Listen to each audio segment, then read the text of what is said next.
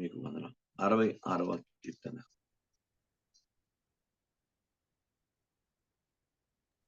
17 నుండి 20 వచనాలు చర్చించాలి. ఆయనకు నేను మొర్ర పెట్టుకుని అప్పుడే నా నోట శ్రేష్టమైన కీర్తన ఉండును. నా హృదయంలో నేను పాపమును లక్ష్యం చేసినట్లా ప్రభువు నా మనవి వినకపోవును. నిశ్చయముగా దేవుడు నా మనవి అంగీకరించి ఉన్నాడు. ఆయన నా విజ్ఞాపన ఆలకించి ఉన్నాడు. దేవుడు నా ప్రార్థనను తులసివేయలేదు. నా యొద్ద నుండి తన కృపను తొలగింపలేదు. ఆయన సన్నుతింపబడును గాక. ఆయనకు నేను మొరపెట్టి క్రైస్తవుడు మొరపెట్టువాడిగా ఉండాలి. ప్రార్థించువానిగా ఉంటే మాత్రమే సరే. ప్రార్థనకు మొరకు చాలా తేడా. సాధారణంగా చిన్న ప్రార్థన చేస్తున్నా ప్రార్థన అంటాం, కానీ మొర్ర తీవ్రమైంది,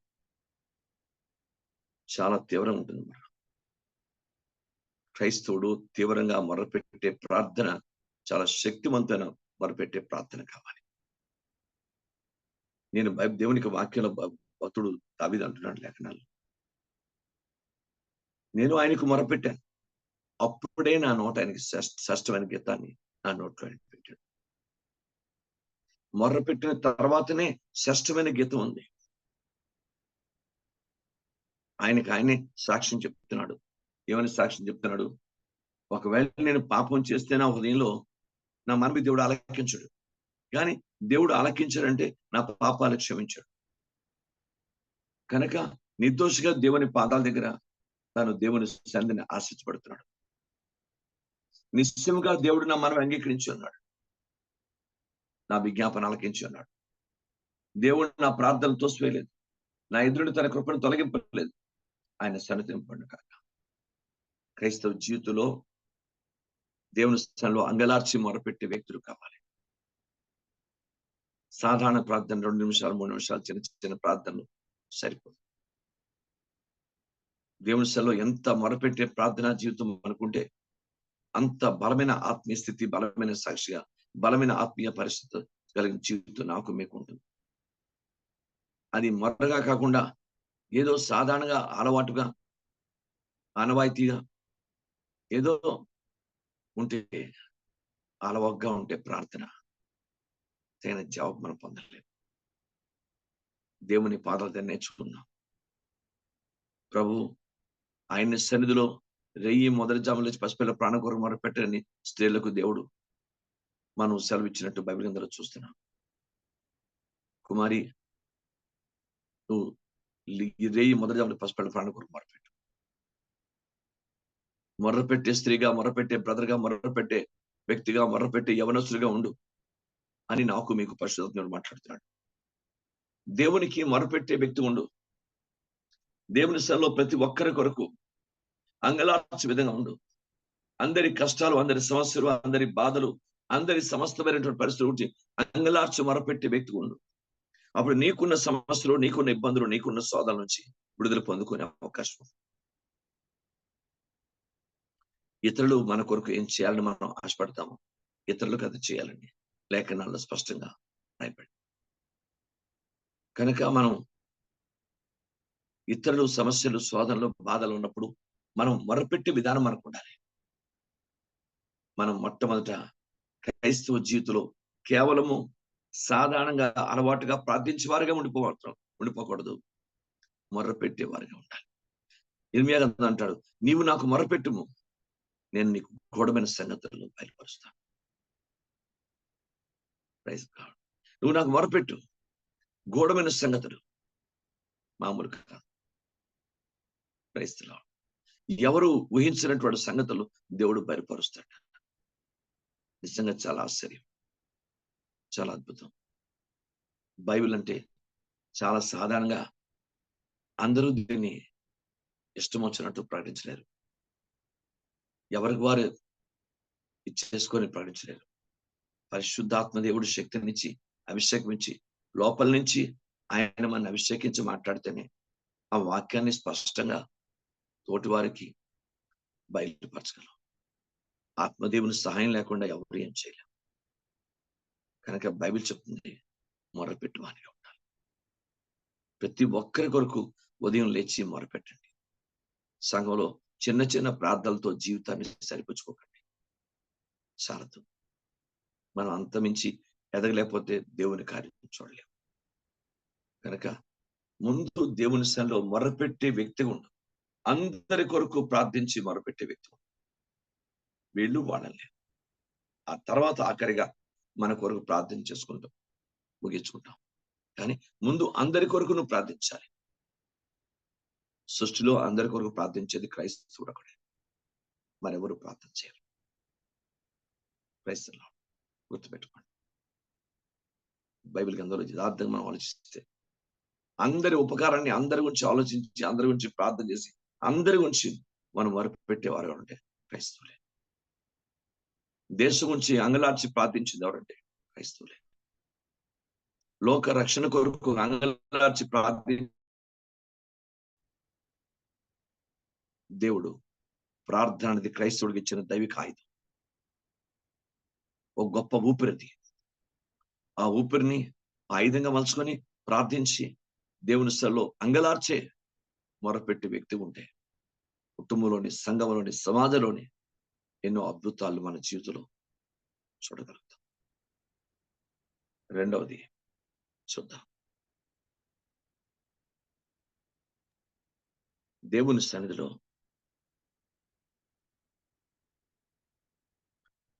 అదే దావీదు రాస్తాడు.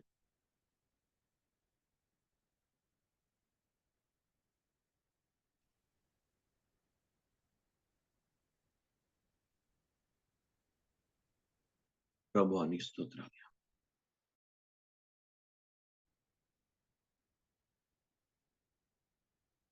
కీర్తన గ్రంథము 130వ కీర్తన 5-6 వచనం. యెహోవాకు నేను కనిపెట్టుకొనుచున్నాను. నా ప్రాణం ఆయన కొరకు కనిపెట్టుకొనుచున్నది. ఆయన మాట మీద నేను ఆశ పెట్టుకొని ఉన్నాను. కావలి వారు ఉదయం కొరకు కనిపెట్టు కంటే ఎక్కువగా నా ప్రాణం ప్రభు కొరకు కనిపెట్టుచున్నది. కావలి వారు ఉదయం కనిపెట్టు కంటే ఎక్కువగా నా ప్రాణం కనిపెట్టుచున్నది. 40వ కీర్తన సత్యండి. నేను యెహోవా కొరకు సహనంతో కనిపెట్టాను. యెహోవాకు సహనంతో కనిపెట్టుకొంటిని. ఆయన నాకు చెవి యొక్కి నా మొర ఆలకించాను. నాశనకరమైన గుంటల నుండి, జిగటగల దొంగ ఊళ్ళ నుండి ఆయన నన్ను పైకెత్తాను. నా పాదములు బట్టగా నిలిపి నా అడుగులు స్థిరపరిచాను. తనకు స్తోత్రం క్రొత్త గీతం మన దేవుడు నా నోటి నుంచాను. అనేకులు దాని భయభక్తులు కలిగి యెహోవాయందు నమ్మిక ఉంచెదరు. తనకు స్తోత్రరూపం కొత్త గీతాన్ని ఉంచట. ఎప్పుడు? సహనంతో కనిపెట్టినప్పుడు.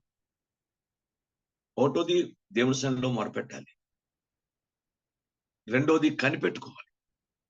ఎలాగా? కావలివాడు ఉదయం కొరకు కనిపెట్టుకున్నట్టు రాత్రి అంతా ఉండి ఎంత వేరే ఉదయం అవుద్దా అనుకున్నట్టు కనిపెడతాడు. రాత్రి అంతా చీకటి గంటకి ఆ చీకటి విడి వెలుతురు వచ్చే వరకు కనిపెడుతూ ఉంటాడు. అలానే నేను యెహోవా కొరకు సహనముతో కనిపెట్టుకున్నాను. మొరపెట్టడం ఒక వంతు అయితే కనిపెట్టడం మరొక వంతు. దేవుడి స్థలంలో కనిపెట్టాలి.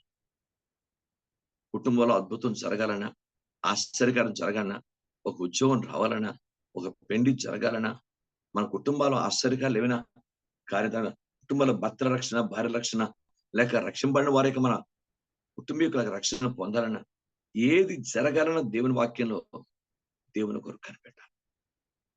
ఆయన కొరకు కనిపెట్టాలి. ఆయన రాకడ కొరకు సైతం కనిపెట్టేవారు ఉండాలి. కనిపెట్టుకునే జీవితం చాలా గొప్పది. కనిపెట్టడానికి అవసరం సహనం ఉండదు. ఎవరు అంత సహనంగా కనిపెట్టే ఉంటామో ఆలోచించరు. కార్యాలు వెంటనే జరిగిపోవాలి. వెంటనే అద్భుతాలు పొందుకోవాలి. వెంటనే ఆశ్చర్యాలు పొందుకోవాలి. మేళ్లు పొందుకోవాలి. ఉపకారాలు పొందుకోవాలి. దేవుని స్తోత్రం. ఇది సహజంగా ప్రపంచంలో జరుగుతుంది.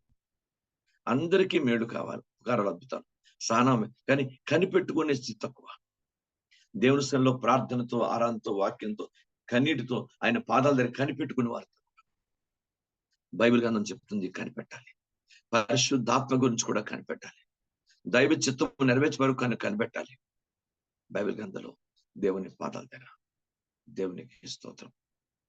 అలా అపోస్తులు కనిపెట్టారు. శబ్దక దైవికమైనటువంటి వ్యక్తులు, భక్తులు కనిపెట్టారు. ఆనాడు అపోస్తులు మాత్రమే కాదు, పాత నిబంధన ప్రవక్తలు కనిపెట్టారు. అందరూ కనిపెట్టుకున్న జీవితంలో ఉండబట్టే వాళ్ళు అంత ఉన్నతంగా ఆశ్రయించబడ్డారు. క్షణాల్లో నాకు ఈ కార్యం జరిగిపోవాలనే వ్యక్తి కాకుండా దేవుళ్ళు వాక్యం కనిపెట్టుకున్నారు. మన జీవితంలో కూడా కనిపెట్టే భక్తి మనకు ఉండాలి. ఆయన సన్నిధిలో ప్రార్థన చేస్తూ సంవత్సరం 2 సంవత్సరాలు 3 సంవత్సరాలు 5 సంవత్సరాలు కాదు, దినకరన్ గారు 7 సంవత్సరాలు కనిపెట్టేట పరిస్థితి. క్రైస్తవుడు బైబిల్ పరిశీలించండి. ఒక స్త్రీ 14 ఏళ్ళు కనిపెట్టింది తన భర్త రక్షణ గురించి. ఈమె హిందూ, ఆమె ముస్లిం. ఈమె హిందూ రక్షణ పెట్టింది, ముస్లిం కూడా ఆయన రక్షణ పొందడానికి 14 సంవత్సరాలు కష్టపడింది, కనిపెట్టుకుంది. ఇలా మొత్తం మీద భర్త రక్షణ పొందుకున్నాడు, ప్రభు కార్యం చేశారు. ఇలా మన జీవితంలో కనిపెట్టుకునే వారంగా ఉండాలి. అందుకు తగిన సహనం కావాలి. క్రైస్తవ జీవితంలో సహనానికి మారుపేరు. మనం కూడా యోబు కనిపెట్టే చెప్పాడు, నా శరము చిక్కి శలిమైపోయినావు, నేను నా కళ్ళారా దేవుని చూస్తాను. అది విశ్వాసంతో, నిరీక్షణతో ఆ కనిపెట్టుకోవడం ఉన్న స్థితి.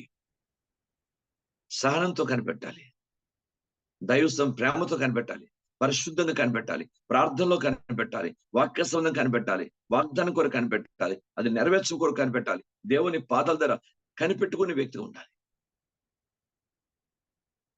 ఏదో సడన్ గా క్షణాల్లో అవుతుంది. తండ్రి పాదాల దగ్గర కనిపెట్టాలి. కొన్నిసార్లు వెంట వెంటనే సరే దేవుడు మన సహనాన్ని పరీక్షిస్తాడు. 37 సంవత్సరాలు ఒక వ్యక్తి జైల్లో ఉంటే ఆ 37 సంవత్సరాల తర్వాత ఆ రాజుకు దయ కలిగి ఆయన విడిపించి ఆయన సంస్థానానికి తీసుకొచ్చినట్టు లేఖనాల్లో రాయబడింది. మీరు ఇర్మియా గ్రంథం ఆఖరి అధ్యాయం చదివితే దాంట్లో ఉంది యెహోయాకీము. ఇర్మియా గ్రంథం లాస్ట్ అధ్యాయం ఆఖరి పారాగ్రాఫ్ లో ఉంటుంది. 52వ యూదా రాజైన యెహోయాకీను చెరపట్టబడిన 37వ సంవత్సరమున 12వ నెల 25వ దినమున బబులోను రాజైన ఎవీల్మెరోదకు తన ఏలుబడి యందు మొదటి సంవత్సరమున యూదా రాజైన యెహోయాకీనునకు దయ చూపి బందీగృహం నుండి అతన్ని తెప్పించి అతను దయగా మాట్లాడి అతనితో కూడా బబులోను నుండి రాజు సింహాసనం కంటే ఎత్తైన సింహాసనం అతను నియమించెను. మరి అతడు తన ఉన్నతమైన రీతిలో దేవుడు 37 సంవత్సరాలు జైల్లో ఉన్నాడు, బందీలో ఉన్నాడు యెహోయాకీము. అతని పట్ల ఎవీల్మెరోదకు దయ కలిగింది. అతన్ని విడిపించి తనతోనే కూర్చొని పెట్టుకుని జీవితకాలం అంతా అన్నపానంలో కూడా తన బల యొద్ద అన్నపానాలు ఏర్పాటు చేసి ఆశీర్వదించాడు. 37 సంవత్సరాలు. ఇర్మియా 8 సంవత్సరాలు బట్టి బందీ గృహంలో ఉన్నాడు. ఆలోచించండి. బైబిల్ గ్రంథం చాలా గొప్పది. కనుక దేవుని బిడ్డలు కనిపెట్టుకునే వ్యక్తులుగా ఆయన రాకడ కొరకు, ఆయన కార్యాల కొరకు, ఆయన అద్భుతాల కొరకు, ఆయన చేసే ఉపకారాల కొరకు, ఆయన మేళ్ల కొరకు ప్రతి స్థితిని ఆయన మన అభివృద్ధి పరిచేదానికి, మనం వాడుకునే దానికి ప్రతి స్థితికి ఒక కనిపెట్టుకున్న దైవిక జీవితం ఉండాలి. ఆ ప్రార్థనలో, వాక్యంలో, ఆరాధనలో దీనంగా, పరిశుద్ధంగా, యథార్థంగా, నమ్మకంగా, కన్నీటితో కనిపెట్టాలి. ఆ కనిపెట్టే జీవితం చాలా గొప్పది. దేవునికి స్తోత్రం. ఒకటోది మొదపెట్టేవారుగా ఉండాలి, రెండోది కనిపెట్టేవారు ఉండాలి, మూడోది ఫలించేవారు ఉండాలి. ఈ రెండూ జరిగిన తర్వాత మనం ఫలించే వ్యక్తులుగా ఉండకపోతే మనకి దేవుని రాజ్యం అసంభవం. Praise the Lord. ఎందుకు? మొరపెట్టేవాడు, కనిపెట్టేవాడు తప్పకుండా ఫలిస్తాడు. ఫలించాలి. మీరు ఫలించి అభివృద్ధి పొంది విస్తరించి భూమిని నిండించాలి. మొట్టమొదటి ఆదాముకి ఇచ్చినటువంటి ఆజ్ఞతో కూడిన ఆశీర్వాదం. క్రైస్తలాడు మీరు బైబిల్ అందులో దేవుని వాక్యంలో ఉంది కనుక ఫలించే జీవితం లేకపోతే కష్టం. ఎంత మనం చేసినా ఎన్ని చేసినా మన జీవితంలో తగిన ఫలము దేవుడు చూడకపోతే అవదు. ఆయన వచ్చినప్పుడు తప్పకుండా ఫలం చూస్తాడు, ఫలం ఆశిస్తాడు. రాగానే ఆయన ఫలం ఆశిస్తాడు. బైబిల్ అందులో దేవుని వాక్యంలో రాయబడింది. మన ద్వారబంధముల మీద ఆ పచ్చివి పండువి అవి వేలగట్టు ఉండాలని పరమగీతంలోని సొలొమోను వర్ణిస్తూ రాస్తాడు. ఆయన వచ్చినప్పుడు ఫలాన్ని ఆశిస్తాడు. ఆయనకి ఇష్టమైన ఫలమును భుజించాలని పరమగీతంలో రాయబడింది. ఆయన తన ఉద్యానవనంలోకి వచ్చినప్పుడు తనకిష్టమైన ఫలాలే పూజిస్తాడు. కానీ ఎంత జీవితం జీవించిన తర్వాత ఫలము అనేది ఉండి తీరాలి. కనుక ప్రతి ఒక్కరూ ఫలించే క్రైస్తవులు ఉందాం. అనవసరమైనవి దైవ దృష్టికి విరుద్ధమైనవి పక్కన పెట్టేద్దాం. ఫలించే కుటుంబంగా ఫలించే జీవితం కలిగి ఉందాం. క్రైస్తవులు భార్య, భర్త, పిల్లలు, ఇది కుటుంబం. ఈ కుటుంబం ఫలించే కుటుంబంగా ఉందాం. అలా ఉందాం. మీకు అర్థంగా దాని గురించి చిన్న చిన్న వాటిని మనం పట్టించుకొని దైవ చిత్తాన్ని దూరంగా మనం పెట్టడానికి వీల్లేదు. Praise the name of Jesus. గుర్తుపెట్టుకోండి. అందుకే ముందుగా దృష్టాంత పరంగా రాయబడింది. ఒక్క పూట జ్యేష్ఠత్వం గురించి బైబిల్ అందరూ ఒక్క పూట కూటి గురించి జ్యేష్ఠత్వం అనే విషయం ఏశావు. ఇప్పటికైన వంశం నాశనమైన పరిస్థితుల్లో ఉంది. ఇంకా ఎవరు మిగిలి ఉన్నా ఒకవేళ ఆయన వంశంలో ఇప్పుడు ప్రజెంట్ సిచ్యువేషన్ లో వాళ్ళు ఆ భయంకరమైన శాపగ్రస్తమైన పరిస్థితులు ఉన్నారు. ఏదో మీరు అంటారు ఏసావు వంశాన్ని. భ్రష్టమైనటువంటి పరిస్థితి. అంటే ఏసావు లాంటి భ్రష్టుడు అంటాడు బైబిల్ అందరూ. భ్రష్ట సంతానం. ఎంత భయంకరమైన పరిస్థితి. సరే, ఇశ్రాయేలు చరిత్రలో దేవుడు ఇద్దరిని బాగానే ఇచ్చాడు, ఏసావుని యాకోబుని. కానీ ఒక వంశం దీవించబడింది, ఒక వంశం భ్రష్టత్వంలోకి వెళ్ళిపోయింది. కారణం తిండి గురించి. జ్యేష్ఠత్వానికి తగిన ప్రాధాన్యత అలా ఉండదు.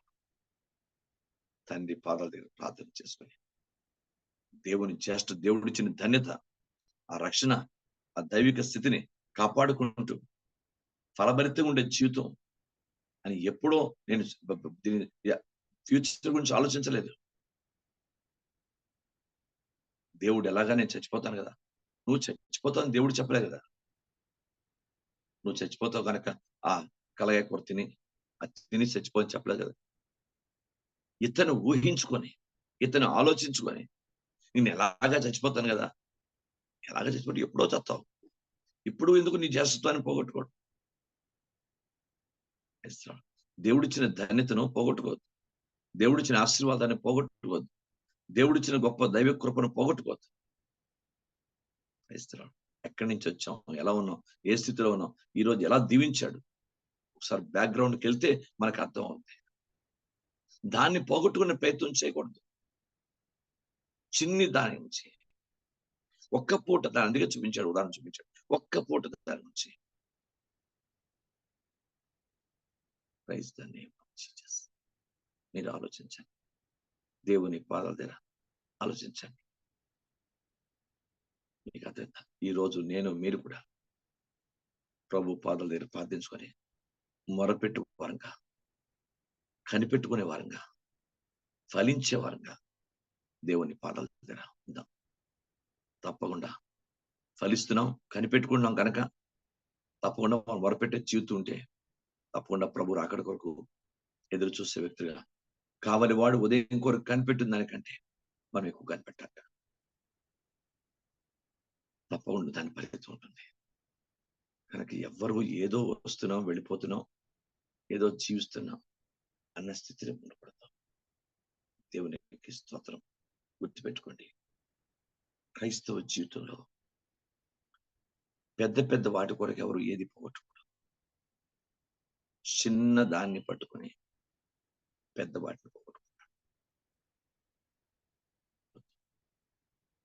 దేవునికి స్తోత్రం. వద్దు. క్రైస్తవ బైబిల్ని మరోసారి జాగ్రత్తగా చేసుకో. దేవుడు యేసుక్రీస్తు ప్రభు కూడా పేతురు దుడుకువాడనే వదిలేశాడు అనుకోండి, అతడు అంత గొప్ప అపోస్తుడు. మానవులు బలహీన. ఒకసారి మన హృదయాన్ని, మన మనస్సుని, మన జీవితాన్ని పరిశీలించుకుంటే ఆ ఎదరు వ్యక్తి ఉన్న చిన్నదానికంటే నీ దగ్గర పెద్ద మచ్చ ఉంది. చదువుకో. బైబిల్ చాలా గొప్పది. పేతురుని అందుకే దేవుడు బలహీనుడని తెలిసినా అతన్ని ఆశీర్వదించి, బలపరిచి, అతన్ని నేర్పించి, పౌరు చేత గద్దెంపు చేసి అతను ఒక మంచి ఉన్నత వయసులో పేతురు తలకిందులుగా సిలువబడి హతసాక్షి అయినాడు. పేతురు దుడుకువాడు కదా, వేరు దుడుకుతంతో ప్రవర్తిస్తాడు కదా అని దేవుడు అతన్ని చిన్న చూపు చూడలేదు. దేవుడే చిన్న చూపు చూడని వాని గురించి నువ్వు చిన్న చూపు చూస్తే ఏం ఆశయం పెడతావు? Praise God. గుర్తుపెట్టుకోండి, నీకు ముగ్గురు కొడుకులు ఉంటే ముగ్గురు కొడుకులు ఒకేలా ఉండరు. ఎవరికో బలహీనత ఉంటుంది. ఆ బలహీనుడు ఎందుకు పంచాడని వాడికి నేల మట్టుకు తోసి పక్క ఇంట్లోంచి గంటేస్తాం అన్న సంగతి ఆలోచించాలి. ఆ బలహీనునే దేవుని పాదం పెట్టి ప్రార్థించి వాడిని బలవంతుడిగా ఉండేలా తల్లిదండ్రులు కన్నీరు కార్చి ప్రార్థన చేయాలి. దేవుని స్తోత్రం. అందరూ ఒక విధంగా ఉంటారు. మనమే మన బిడ్డలు కొంచెం బలహీనమైతే వారి కొరకు ప్రార్థించి వారిని ప్రభు పాదాలు వారిని ప్రభుకి మహిమకరంగా ఉండే స్థితిలోనికి మనం తీసుకొచ్చే ప్రయత్నం చేయాలి. ఒక రోజు రెండో రోజైనా వాళ్ళ జీవితాలు దీవించబడతారు. కనుక మొరపెట్టి వారుగా ఉందాం, కనిపెట్టి వారుగా ఉందాం. బైబిల్ ఉంది, ఫలించు వారుగా ఉందాం. దేవునికి స్తోత్రం. హల్లెలూయా. చిన్న విషయం కాదు. మారు మనసు ఫలము, నీతి ఫలము, పరిశుద్ధాత్మ ఫలము, పరిశుద్ధ ఫలము, జీవా ఫలము, దైవిక ఫలాలు ఫలించే వ్యక్తిగా ఉండాలి. దైవిక ఫలాలు ఫలించే వ్యక్తి ఉండాలి. దేవునికి స్తోత్రం. మీకు అర్థమైందా? ఈరోజు నేను మీరు కూడా నేర్చుకుందాం. దేవు తండ్రి కనికరించాను ప్రభా, మీ పాదాల దగ్గర కనికరించండి. మేము ఎప్పుడు నీ సన్నిధిలో మొరపెట్టే ఆత్మీయ ప్రార్థన, మొరపెట్టే ఆ దైవికమైనటువంటి ఆయన తండ్రి శక్తివంతమైన ప్రార్థన మాకు ఇవ్వండి. మొరపెట్టి వారిని ఉండాలి. నీ సన్నిధి, నీ రాకడ కొరకు, లేక నీ కార్యాల కొరకు, నీ అద్భుతాల కొరకు, నువ్వు చేసే మేళ్ల కొరకు, మమ్మల్ని హెచ్చించే విధానం కొరకు, అన్నిటి కొరకు కనిపెట్టుకునే ఆ సహనము, ఓర్పు మాకు ఇవ్వండి. నీవు నా ఓర్పు విషయంలో వాక్యము గైకొంటూ కనుక రాబో కాలం ముందు వచ్చే శోధనలు నిన్ను తప్పించి కాపాడుతాన్ని ఫిలదెల్ఫియా సంఘానికి రాసినట్లు లేఖనాలు చెప్తున్నాయి. దేవునికి స్తోత్రం. అన్ని ఈ కనిపెట్టుకుంటున్నాం కదా, మొరపెడుతున్నాం కదా, ఫలించేస్తూ మనం పక్కన పెట్టకూడదు. తప్పకుండా మనం ఫలించి తినాలి. మన దగ్గర ఫలం లేకపోతే మనం నరికివేయబడతాం అన్న సంగతిని లేఖనాల్లో చెప్తున్నాడు. కనుక ఫలించాలి. అలా ఫలభరితంగా ఉండే ప్రయత్నం చేద్దాం. జీవితంలో ఫలిద్దాం. దేవుడు గొప్ప తప్పకుండా కార్యం చేస్తాడు. ఒక అన్నకి ఇద్దరు తమ్ముడు ఇంటికే వచ్చేవాడు కాదు. వాడు వయసుకు మించినటువంటి భయంకర పాపంలోకి వెళ్ళిపోయాడు. వాడు వయసుకు మించిన పాపంలోకి. వాడు వయసు చిన్న వయసే, కానీ ఎక్కడెక్కడో పెద్ద పెద్ద పాపం, వ్యభిచార పాపం, లోక దైవాకు భయంకరమైన పాపంలోకి వెళ్ళిపోయాడు. ఇంకోటి ఎప్పుడు లోక సంబంధంగా, శరీర సంబంధంగా రోడ్ల మీద తిరుగుతూ లోట సంబంధం ఉంటూ ఏమో చిన్న చిన్న పనులు చేసుకుంటూ ఏదో తప్ప దేవునికి లోబడిన మాట కాదు. ఈ అన్నకి పెద్ద చదువు లేదు. ఏ చిన్న చదువు చదువుకున్న 5 తరగతి 6 తరగతి ఏదో చదువుకుని చిన్న చదువు. తల్లి చూస్తే తండ్రి చచ్చిపోయాడు. తల్లి చూస్తే అసలు ఏం లేదు తల్లికి. తల్లి పూర్తిగా చాలా బలహీనరాలు, వృద్ధాప్యులను తల్లి. రోజు ప్రార్థన చేసుకొని బాధపడుతుండేది. వీళ్ళ మాట వినరు. పిల్లలు ముగ్గురును, వాళ్ళకు ఒక అక్క, అక్కకి కాలవు. ఎంత భయంకర పరిస్థితి. ఎవరు సంపాదన లేరు. ఎంత ఆ పూట వండుకోవడం తినడం చాలా కష్టమైంది. ఆ పెద్ద కొడుకు మటుకు మంచి ఆర్టిస్ట్. బయటికి వెళ్ళి సైన్ బోర్డ్స్ లేకపోతే ఈ బ్యానర్స్ రాస్తే డబ్బులు వస్తాయి, కానీ చేసేవాడు.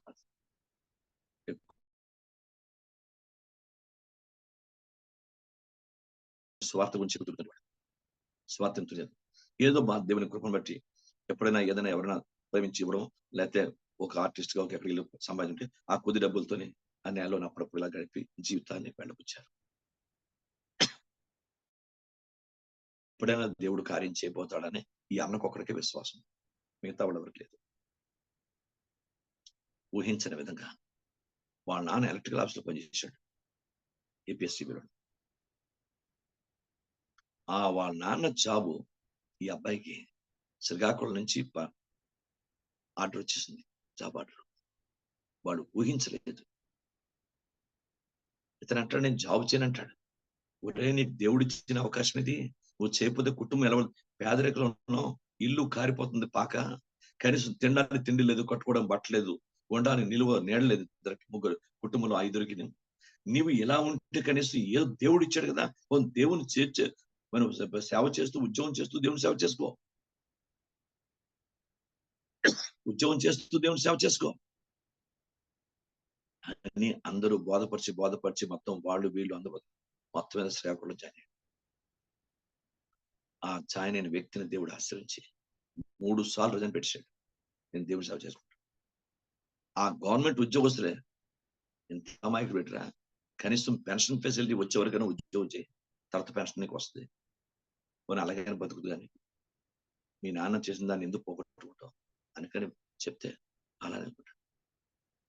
దేవుడు మహాకృప, ఆ ఒక్క వ్యక్తి యొక్క ప్రార్థన, సంఘ ప్రార్థన, అనేక మంది దైవ భక్తుల ప్రార్థన, ఇద్దరు తమ్ముళ్ళు కూడా అంత లోకంలో పాపంలో తిరిగిన వ్యక్తులు కూడా మారు మనసు పొంది రక్షణ పొంది దైవికంగా జీవిస్తే దేవుడు వారి పట్ల చేసిన కార్యం ఏంటండి? అన్న కన్నీరు, లేక కుటుంబంలో లేక దైవ సేవకులు దేవుని బిడ్డల కన్నీరు కానీ, ఆ ఇద్దరు మారు మనసు పొందేసారు, భక్తి పొందారు. వాళ్ళిద్దరు కూడా దైవ సేవకులు. అలమండలో ఒకడు, అక్కడ సుంగరపోట దగ్గర బద్దం అనేది ఒకటి, అక్కడ ఇద్దరు సేవ చేస్తున్నారు. కాదు ఎస్టాబ్లిష్మెంట్, మామూలు కాదు, సొంత చర్చెస్ కట్టించాడు ఇద్దరు తమ్ముళ్ళిద్దరికి. ఈయనకు వచ్చిన జీతం డబ్బుతోనే ఇద్దరికి చర్చెస్ కట్టించాడు. ఇతను కామెన్ పెళ్లి చేసుకున్నాడు, పిల్లలు లేరు. తమ్ముడుకు కూతురునే పెళ్ళి, ఆ తమ్ముడు కూతురు యుఎస్ఏలో. ఇస్తారా? కనిపెట్టుకుంటే ఆశీర్వాదాలు ఎలా ఉంటాయని కనిపెట్టాడు. ఒకరోజు కదా ఓ రోజున దేవుడు చూడ కనిపెట్టు, తొందర పెడితే అవదు. క్రైస్తలాడు మీకు అర్థమైందా? ఆ సాల్మాన్ రాజే నన్ను ప్రభువులకు నడిపించిన వ్యక్తి, నన్ను ప్రభువు నడిపించిన వ్యక్తి ఆయన. Praise God. చూడటానికి చాలా సింపుల్ వ్యక్తి ఉంటాడు, కానీ ఎంత మంచి వ్యక్తి, ఎంత ఓర్పుతో సహనంతో కనిపెట్టాడు. ముఖం మీద ఉమ్మేసిన చూచేస్తాడు. ఎందుకు నన్ను ఉమ్మేసినవాడు?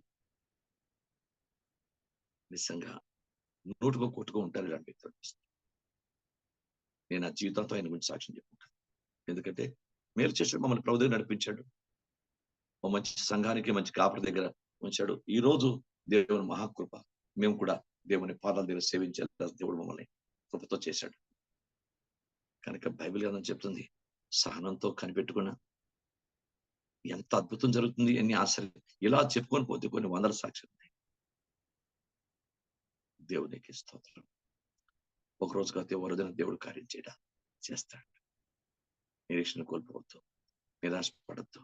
దేవుని పాదాల దగ్గర మొరపెట్టువానిగా ఉండు. బైబిల్ గ్రంథంలో ఉంది, కనిపెట్టుకునే వాని ఉండు, ఫలించేవాని ఉండు. దేవుడు తన మాట అన్నిటిని దీవించను కాక. ఆమేన్. Praise God.